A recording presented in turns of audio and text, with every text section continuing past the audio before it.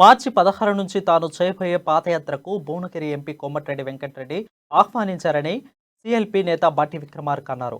అంతకుముందు హైదరాబాద్ బంజారాహిల్స్లోని కోమటిరెడ్డి నివాసంలో ఆయనను కలిసిన బట్టి తన పాదయాత్రలో కోమటిరెడ్డి కూడా పాల్గొంటారని స్పష్టం చేశారు. యాత్రకు సంబంధించిన కొన్ని సూచనలు చెప్పారని చెప్పారు. పీసీసీ చీఫ్ పాదయాత్ర వేరే రూట్లో ఉందని, తన పాదయాత్రలో మరో రూట్లో వెళ్తుందని బట్టి అన్నారు.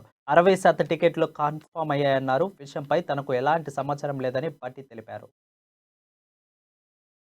ఇష్టానుసారం మొదలుపెట్టినటువంటి పాదయాత్రలో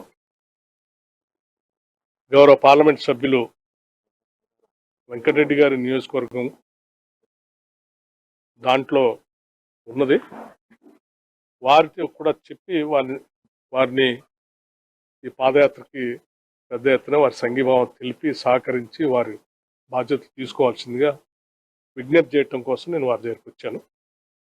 వారి పెద్ద మనసుతో తప్పనిసరిగా దగ్గరుండి సహకరించి అన్ని కార్యక్రమాలకు చూస్తాం, బాగా విజయవంతం చేయాలని చెప్పేసి చేస్తామని చెప్పి వారు కూడా చెప్పారు. వారికి నేను ప్రత్యేకంగా ఇష్టానుసారం మొదలుపెట్టినటువంటి పాదయాత్రలో